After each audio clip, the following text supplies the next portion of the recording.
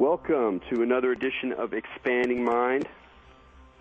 This is your host, Erik Davis, and we're going to continue our explorations of the cultures of consciousness. A couple of weeks ago, I guess over a month, I had the opportunity to go to Bioneers, which is a wonderful, really interesting conference, gathering, activist festival held in Marin County every October, and featuring a wide range of environmental activists, social activists, but really with a focus on the Earth.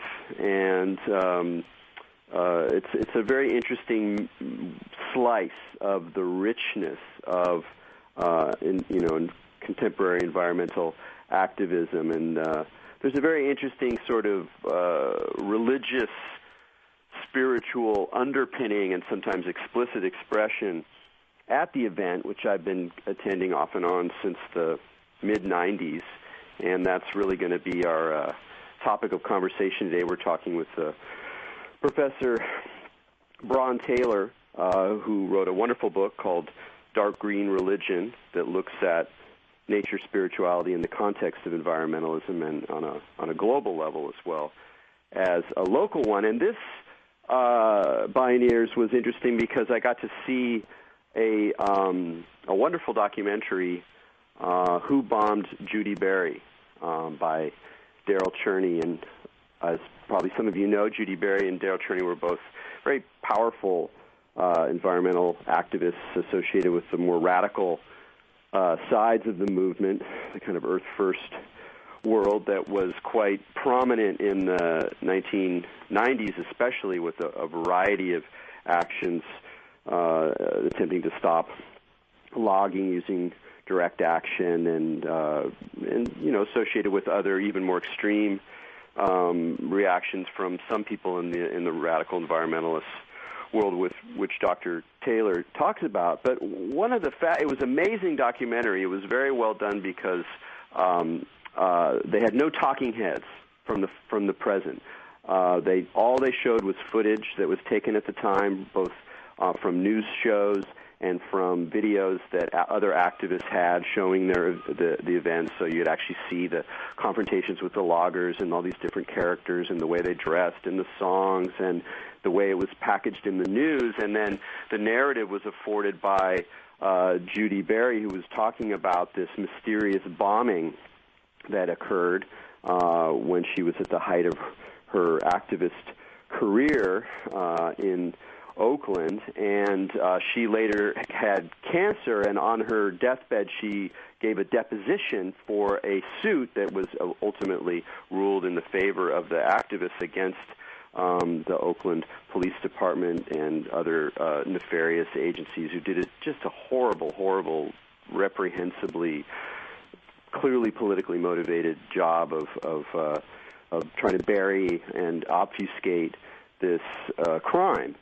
And so you get her story, telling her whole story through these images. And what was remarkable about it, and Professor Taylor talks about it in his book in one of my favorite chapters because it really illuminated a lot for me, was simultaneously how these activists brought together very strong ideas about the future of the environment that were deeply embedded in scientific anticipations of how things are going bad, and we have all sorts of further evidence for this today, combined with this radical kind of countercultural militancy that looked and felt, more like the Black Panthers or almost a kind of anarchist Marxist party from the 60s or something.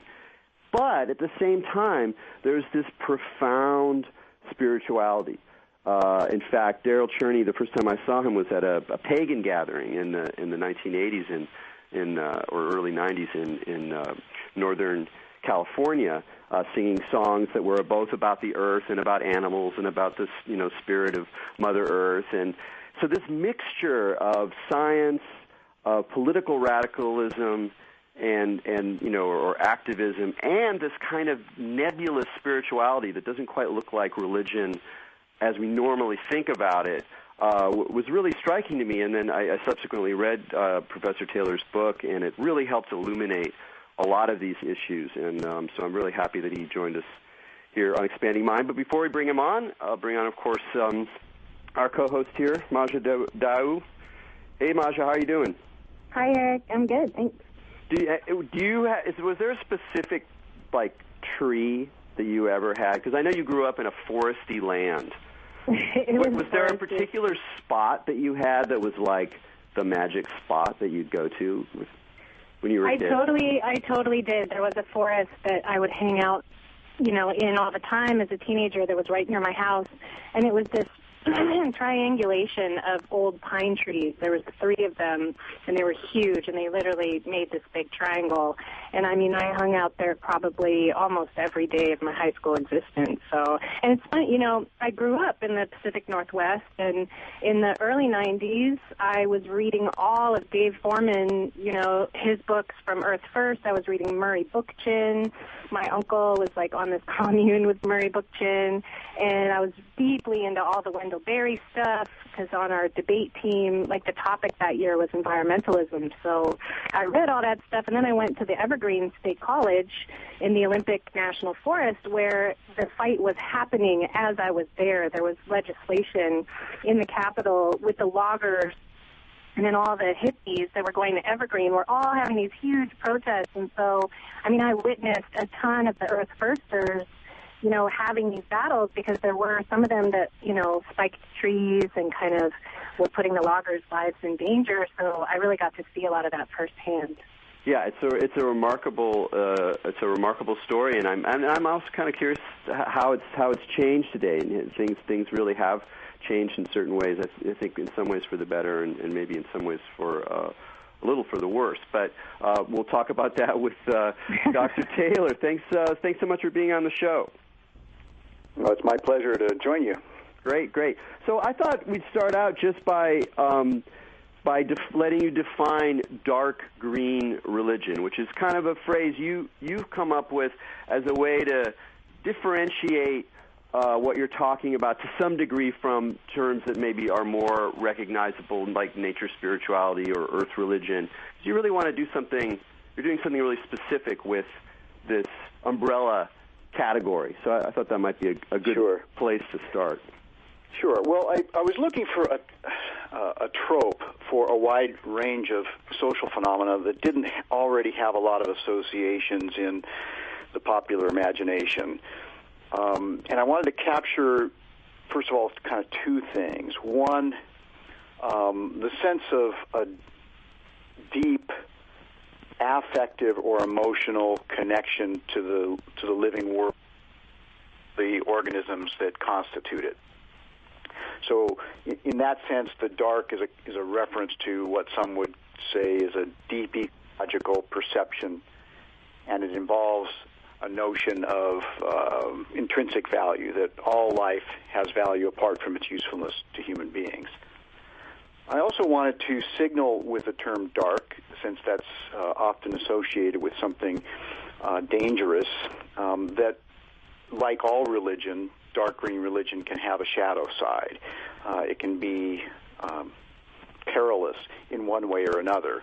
And certainly there are critics of these sorts of social phenomena and environmental resistance movements that you allude to, who say they are indeed both politically perilous and spiritually dangerous. But just in a nutshell, the main points that characterize dark green religion in a wide variety of different contexts around the world can be briefly summarized as nature is sacred. That's a common way that people speak in these subcultures. All living things have intrinsic value, as I've mentioned. All forms of life share a common ancestor and thus are kin, and thus we have moral responsibilities to all our relatives. Fourth, an ecology-based metaphysics of interconnection and mutual dependence. Deep feelings of belonging and connection to nature. And then finally, humility, an understanding that human beings are natural beings who, like all other organisms are subject to nature's laws. And although we might be exceptional in some ways, we're not exempt from nature's laws, including that of carrying capacity, where in organisms that outstrip their food and water supplies or excrete more waste than their habitats can recycle, will suffer declining birth rates and increasing death rates. So, in short, their numbers will decline, usually in ways that will involve significant suffering. Yeah, the latter element is definitely on everybody's mind these days. It's amazing how widespread, even in a somewhat unthought or unresearched way, a sense of threat seems to be even in the popular media. But I wanted to start with the idea of the sacred, because in some ways what one of the many things that interest me about not just your book, but the work in general, the space that you open up, is how it offers a unique way in which science and materialist naturalism based in Darwinism and a very rigorous view of how the world that we share actually works becomes interwoven,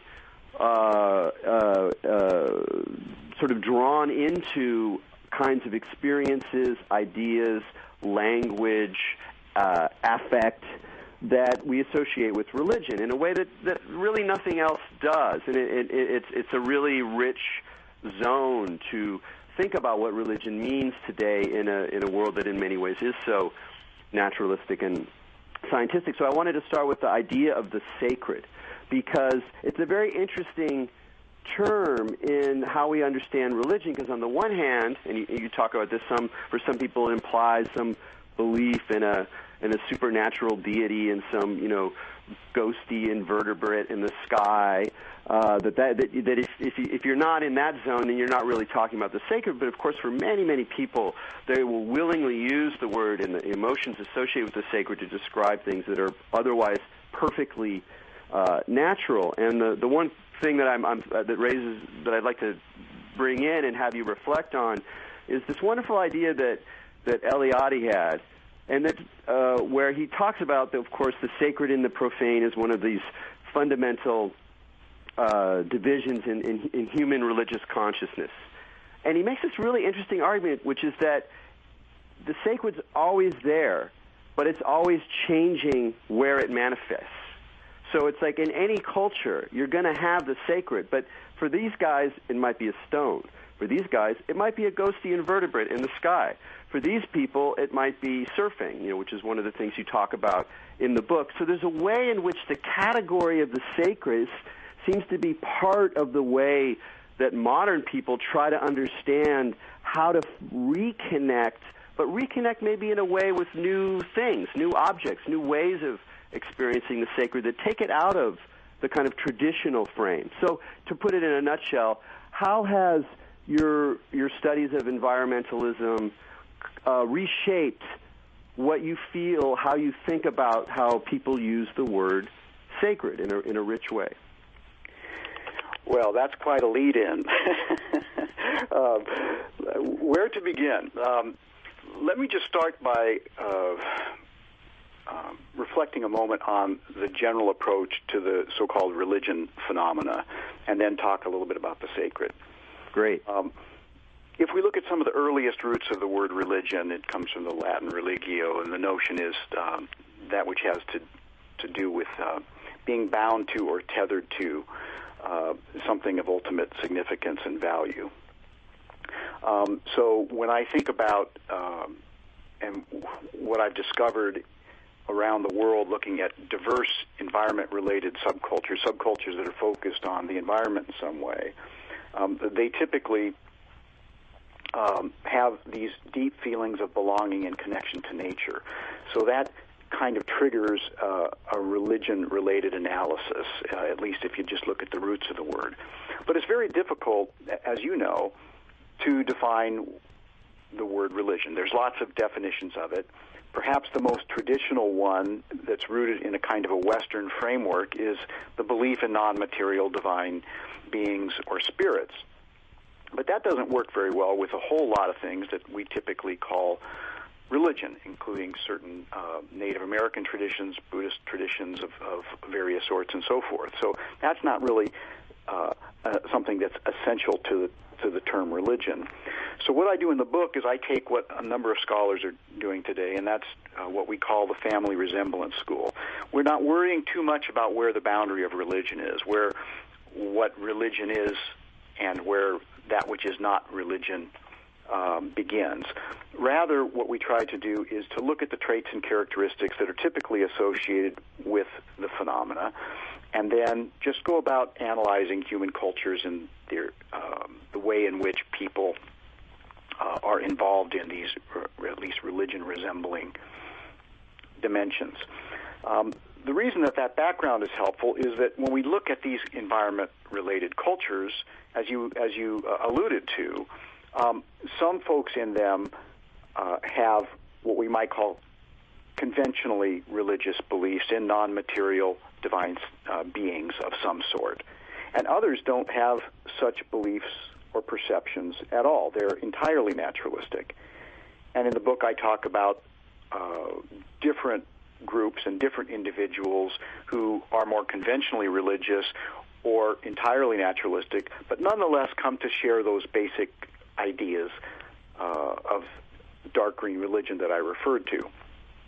Now, where does that take us with regard to the notion of the sacred? Well, I think that we can understand the sacred as shorthand, as having to do with what people consider ultimately meaningful and valuable. And also, it has to do with places wherein people have transformative experiences, or experience the transcendent, or experience physical or spiritual healing in some way. So that's kind of what I mean by sacred. It has to do with ultimate meaning and value, and transformative, if not transcendent, and healing power.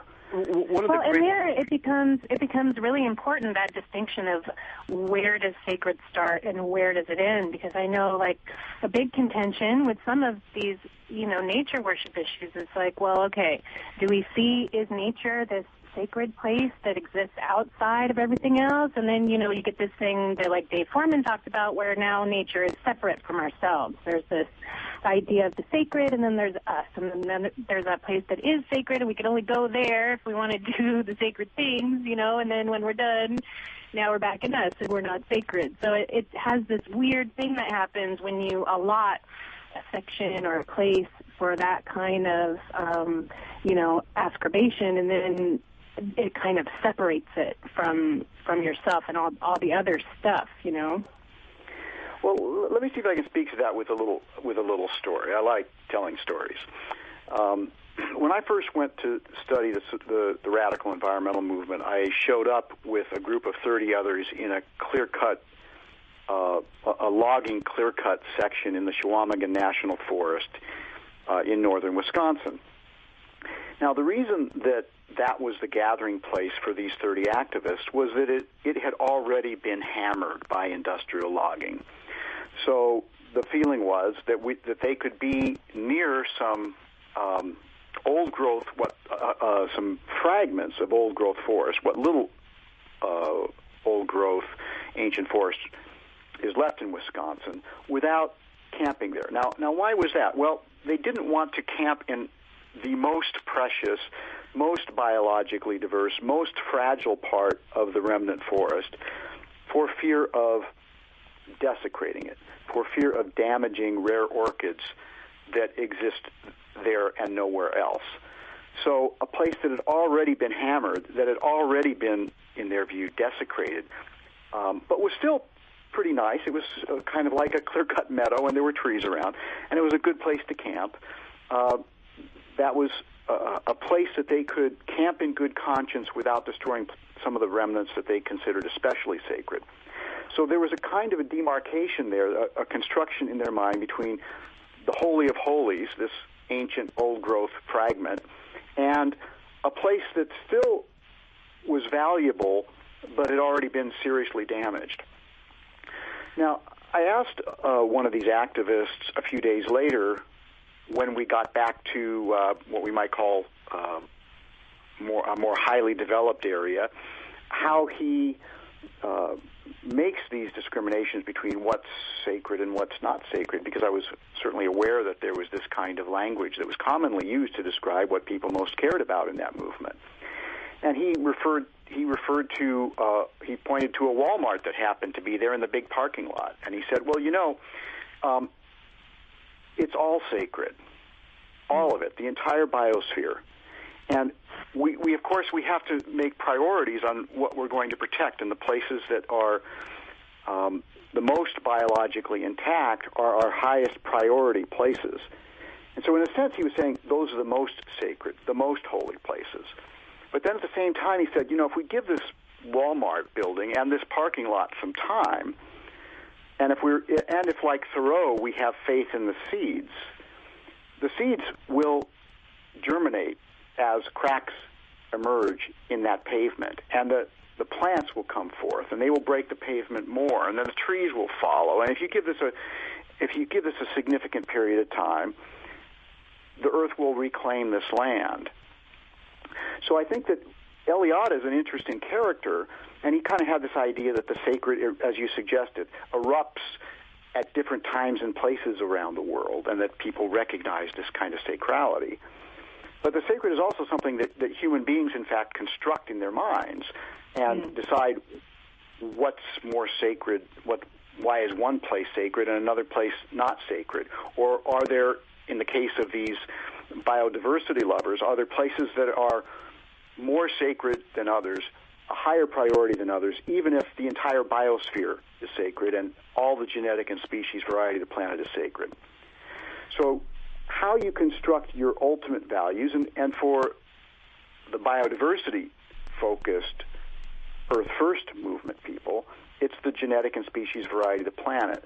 So the places where such diversity is most resident and most threatened would be the highest priority places, and they're, therefore, in a way, even if they might say it's all sacred, they are at least implicitly saying that these are the most sacred places. That's a wonderful example, again, of this way in which science, something you can actually quantify and talk about with a perfectly, someone who's totally a naturalist or rational person. And to quantify, look, genetic diversity of species.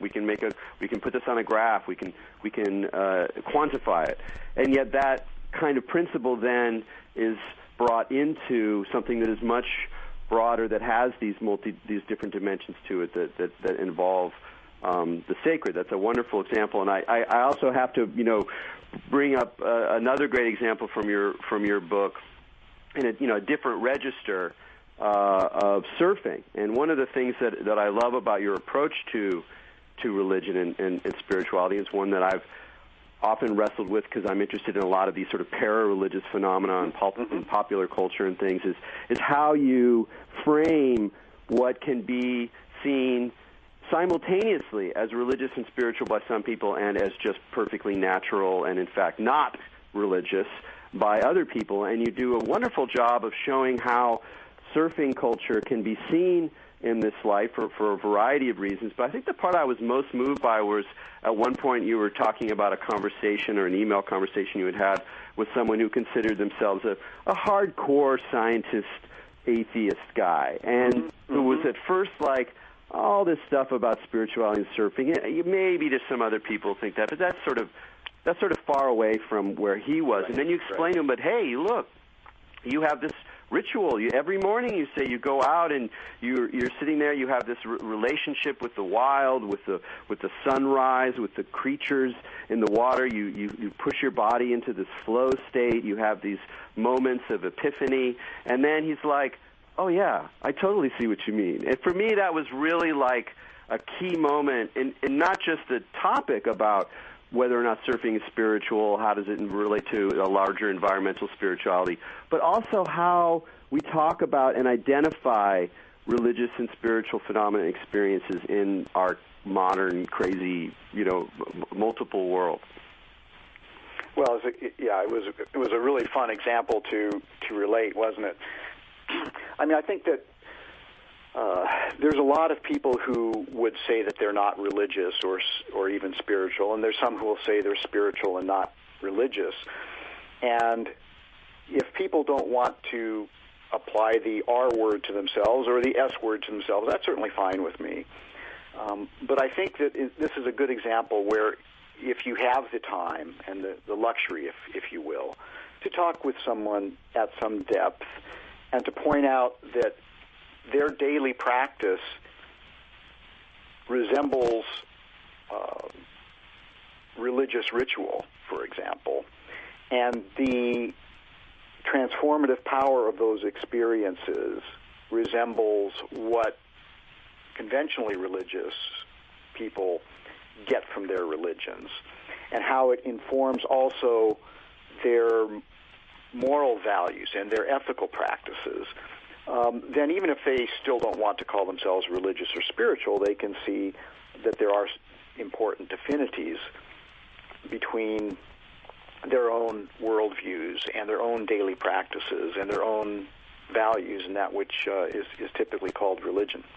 Well, it seems just to take a little farther is why that's important. It's not just about, how do we talk about religion? You and I are interested in the study of religion, and so this is an important point for us. Other people might not be so interested in it, so it's on the surface not so interesting, but it does relate on something much more profound about your argument in the book, which is you're really trying to say, hey, how do we think about a global environmental religious ethic that really looks and smells like religion and is explicitly embraced as such by many people, but is also of the character that people who are not interested particularly in religious language and dialogue can resonate with and recognize, so that you have a possibility of a deeper kind of broad-based social movement. I mean, isn't that part of what you're pointing towards? Absolutely, and I'm delighted that you got that.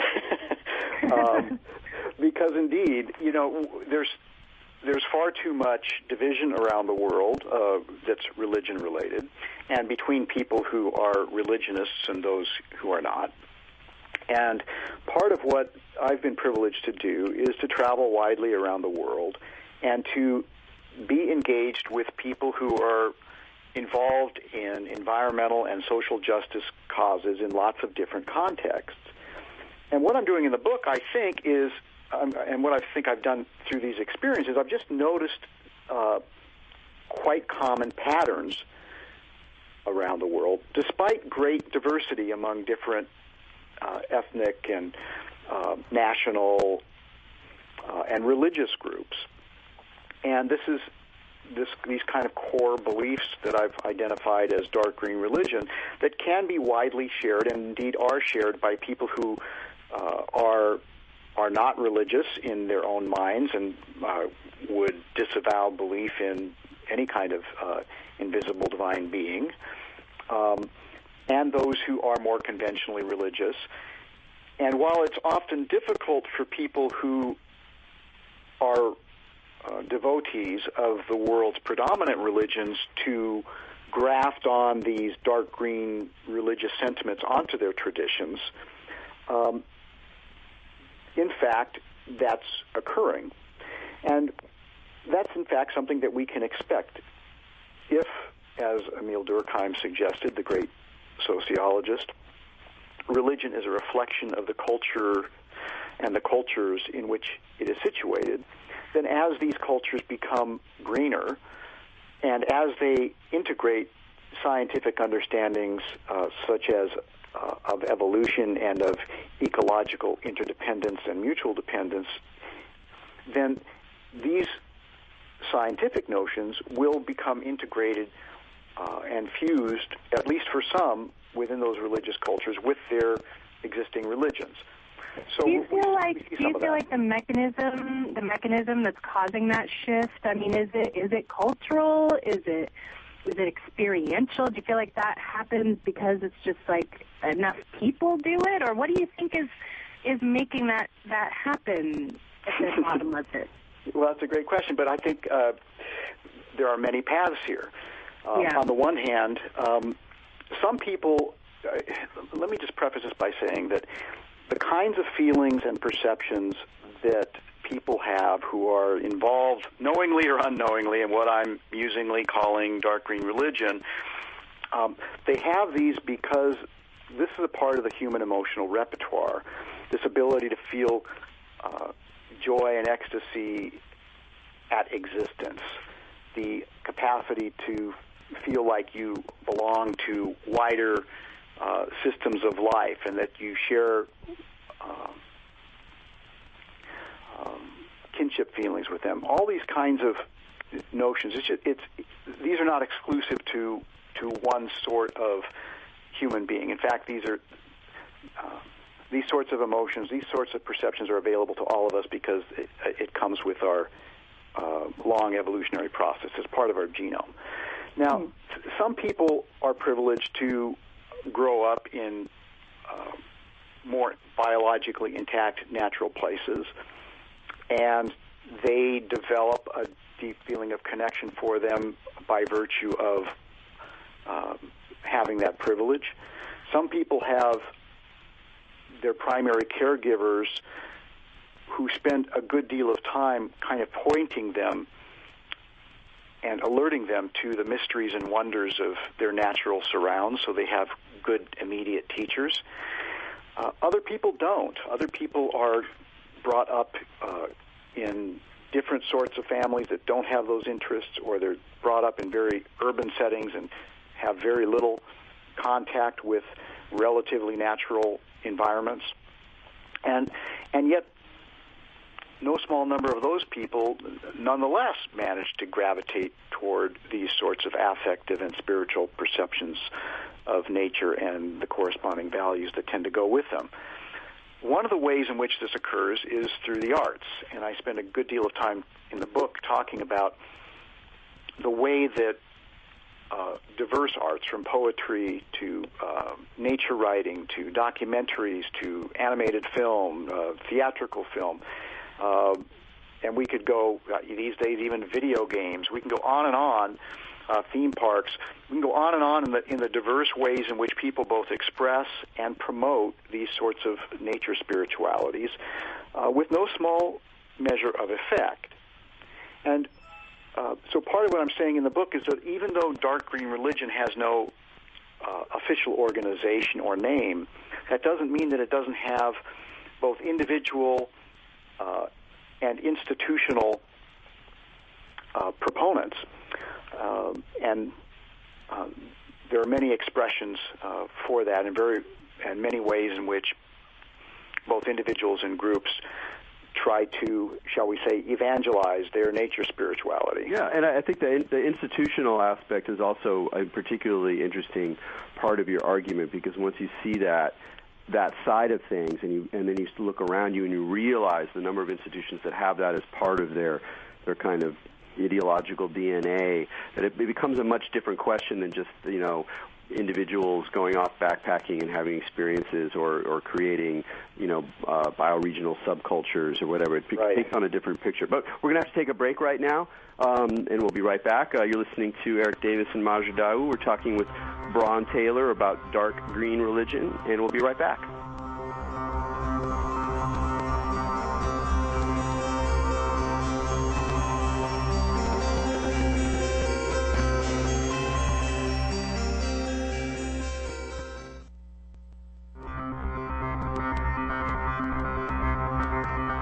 Welcome back to Expanding Mind on the Progressive Radio Network. This is Maja Daou. We're here with Erik Davis, talking to Bron Taylor about dark green religion. I didn't think that would be a really good band name or T-shirt or something like that, But I was wondering, Bron, if you would like to share, I'll give you another opportunity to tell stories because I like hearing stories too. Have you had any, I'm sure you've had many, but can you tell us or share with us a significant, deep experience you had in the dark greenness of the world that kind of showed you what this is all about? Did you have a direct experience that was extremely profound for you?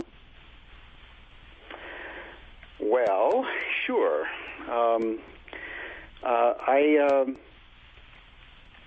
I grew up in Southern California, and I like a lot of youngsters growing up in Southern California, there's a certain age where you actually played outdoors. And there were hills around where I was living in South Pasadena, the Monterey Hills, and that's where we played. We played in these places. And one day, a large number of bulldozers showed up and started to clear these hills for a very, very large development project. And I remember being kind of outraged at this. I mean, who the heck were these people? I didn't know anything about private property rights, and I didn't have these notions of progress in my mind, that this was all a good thing, right? I was just enchanted with these places and was outraged that they were being razed. And I went home and I talked to my rather conventional parents about it, expressing those feelings, and the response was what you might expect there in the 60s. Well, that's progress. And I think that is a signal of how deeply entrenched that sort of presupposition was. And I didn't think about it for a long time. But when I began to notice people in the Earth First movement blockading roads going into ancient forests, or trying to sabotage the Barstow to Las Vegas desert race, I mean, I was already at that time very interested in, I'd become interested in religion and rebellion as a scholar, but I know that when I first began to get those reports, I was kind of moved by that, and I thought, I need to find out what these people are about. And as soon as I did, I also, as a fledgling religion scholar at the time, I quickly realized that there was something deeply religious about this, or spiritual, if you will, at least, and that was part of the motivation for these folks. And it just seemed to me that this was a group that I wanted to learn more about. And so I left, as soon as I could, I left for the woods to find these folks and to basically try to work out my own environmental ethics in the midst of that social movement. Because even though I was studying for a PhD in ethics, nobody was talking about environmental ethics at that time, at least at the University of Southern California. And in fact, I think there was only one professor in the country teaching an environmental ethics course at the time. So that's just one example. There are others, but it is interesting to ask the question: why does this sort of thing strike a chord with some people and not others? It's quite common within the so-called radical environmental movement for people to have had an experience like mine. In fact, one attorney for many of the environmentalists who have been arrested over the years told me accurately about a year ago when I was interviewing her that that's the sort of experience that she called the gateway drug of radical environmentalism. But it's true. Some people get it, and other people, they could care less. Like, I mean, I grew up in a forest, and I remember as a kid, my mom we saw the Emerald Forest movie. I don't know if you remember that one. It's sure. And I was like crying. I was like ruined by it. I was decimated. And then like my sisters were just kind of like, meh.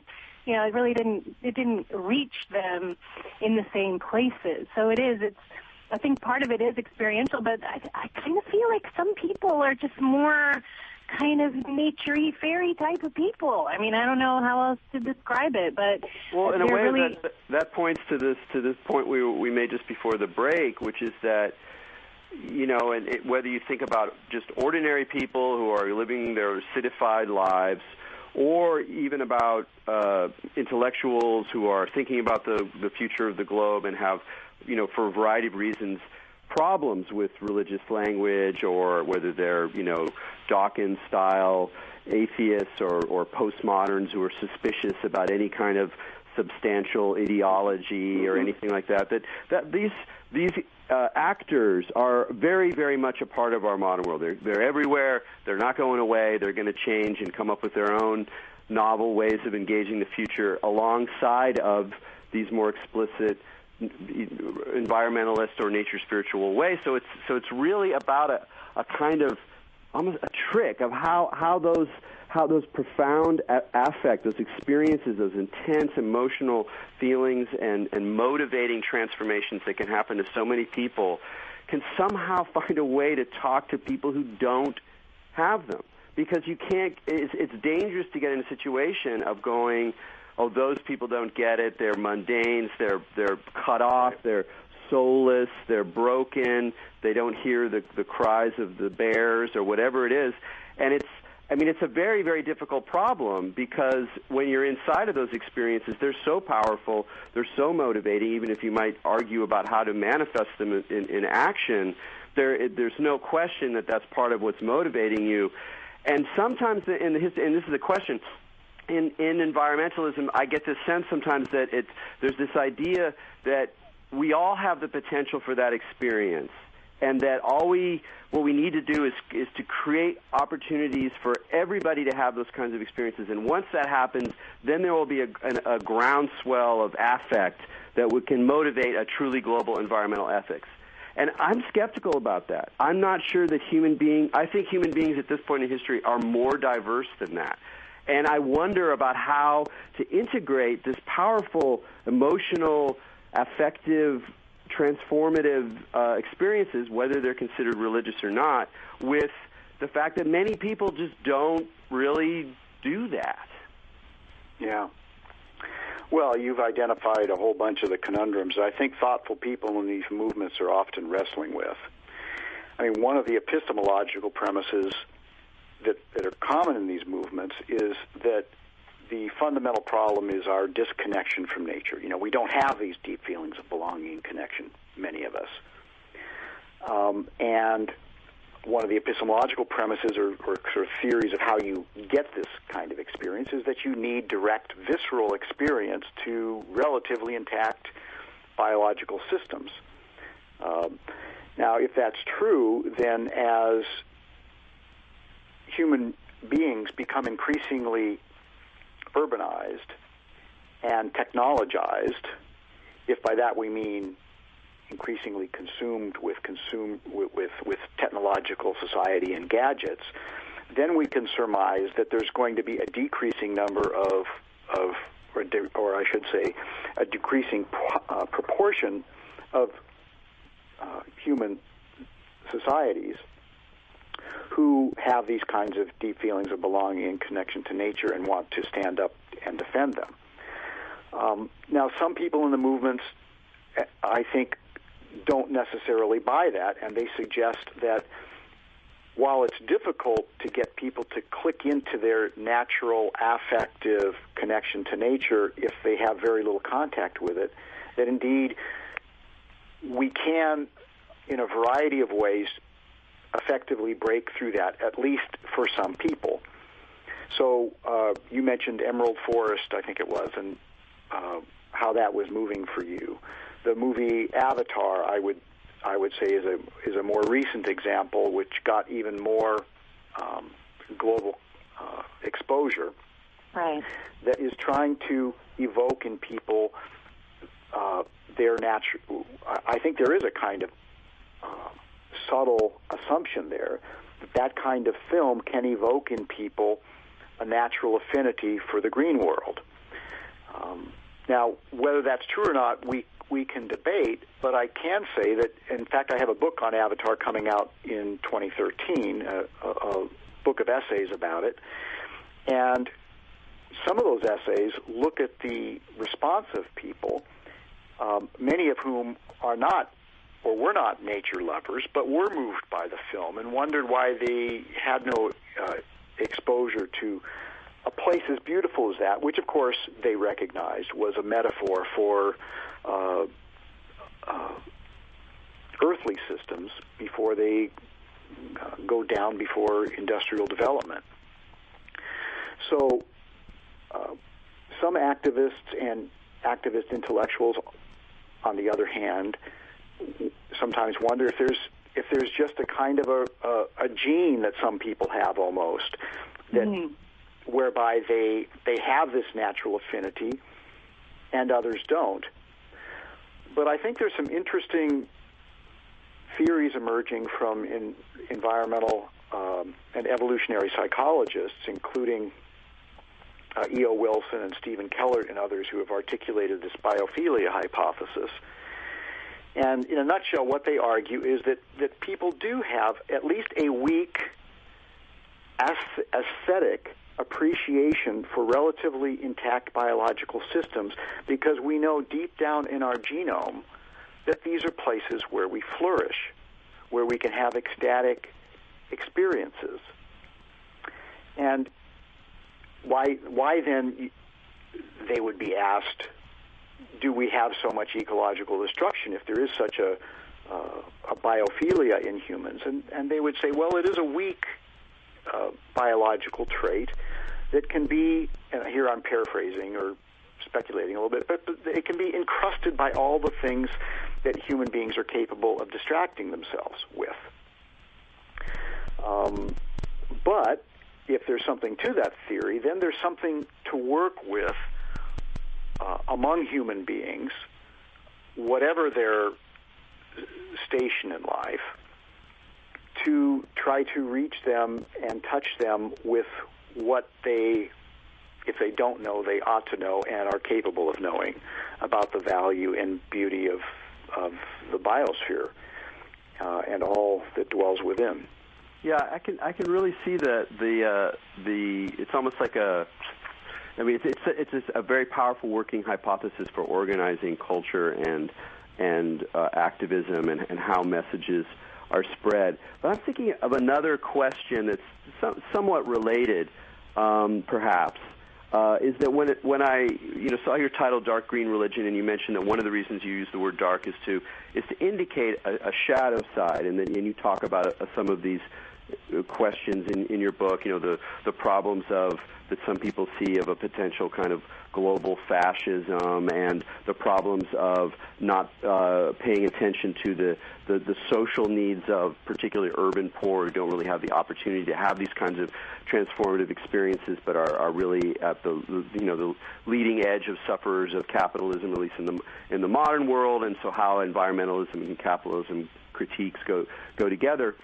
But I had a kind of a different thought about this phrase that actually picks up what Maja said, where it sounds like a great band title.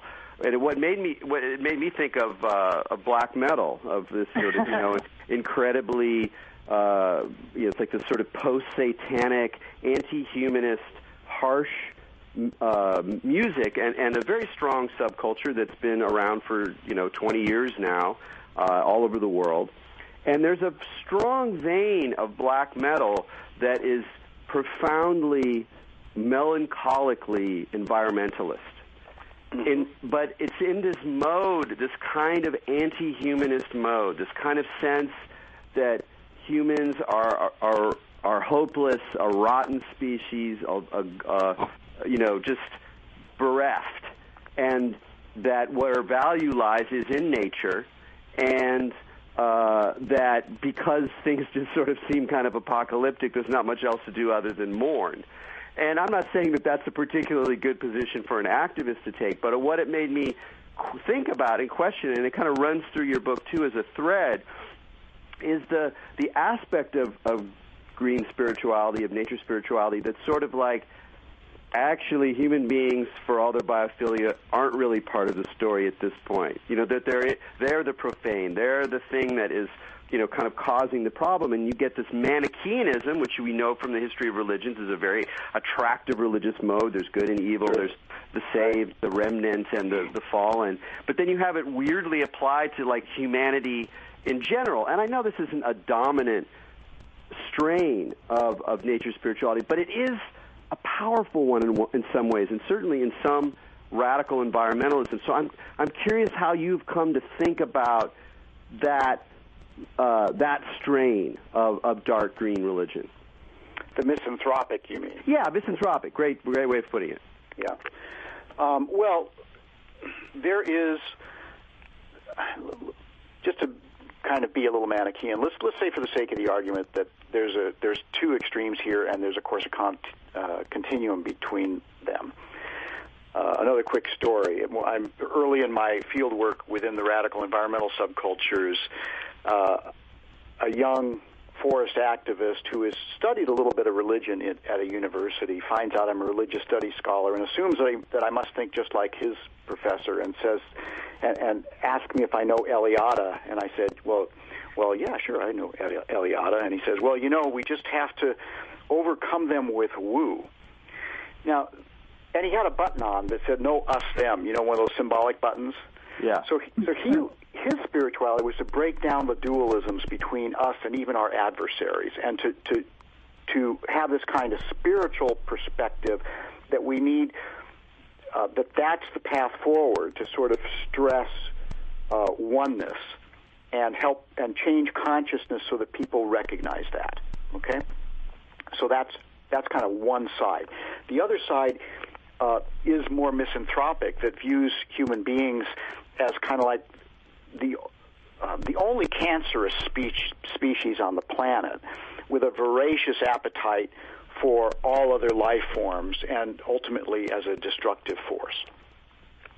And then you've got positions all the way between that. Now, despite that, those are pretty stark differences between those two kinds of perspectives, and yet they would still tend to agree with some of the basic premises of dark green religion: the intrinsic value of all life, the sacrality of nature, that we need to understand ecological systems, that we need to develop a deep sense of humility about the human place in the scheme of things, and so forth. How do you resolve that kind of binary between those differing perspectives? Well, I don't know, but I think it's quite clear that either perspective is a little bit too, on the one hand, one side is probably unduly optimistic about the human species, and the other side tends to conflate all human beings put them all into the same basket. Even if this black metal group, I think you were quite astute to note that the sort of black metal people with nature affinity, how if you're completely pessimistic about the human species, you end up rather nihilistic, and you just mourn and you don't get active. It's disempowering to have a completely negative view about the human species, and it doesn't tend to redound in environmental action. Well, and some of it really reminds me of like these people that are the pro-lifers that'll then shoot the abortion doctors, and it has this, if all life is sacred and everything, has that capacity, then how can you justify murdering somebody or taking down these people that are involved? Because that was some of the, or even in black metal, like they'll murder people but then have this idea of what the sacred is, and they'll justify these destructive actions with the idea of the sacred and the idea of the holy. And I think that how that happens harkens back to what you were saying with the Eliade, which is if you separate it from yourself, you're not one, it's not a whole, it's the you and the other. So you can you use that in order to perform those kinds of actions. Well, anybody who studies religion seriously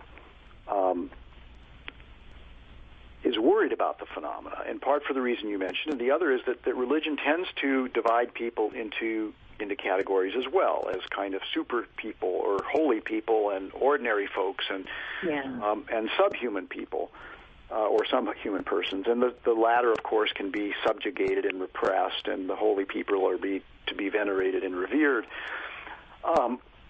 So in addition to the violence that we've seen again and again and again as people who demarcate some place or some people as especially sacred and others as not, when it comes to these sorts of movements, I think it's really important to be alert to those possibilities. That's one of the reasons that the book was titled that, and that I talk about it in the book. I've actually talked a lot more about that kind of dynamic in journal articles, such as in the Journal of Terrorism and Political Violence. And we've certainly seen some examples where at least some people in the global environmental movement have argued for and deployed avowedly violent tactics in their struggles and strategies. So this is a thorny mix that we're getting into here.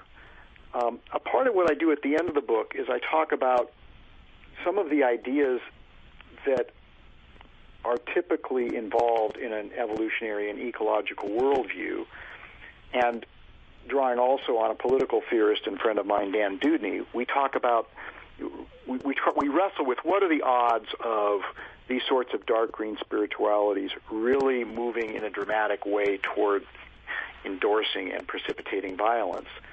And there's some strong ideas in these movements that make that less likely than it would otherwise be, but not impossible. And we also have the fact that when it comes to social movements, perhaps especially radical ones, they tend to draw troubled people.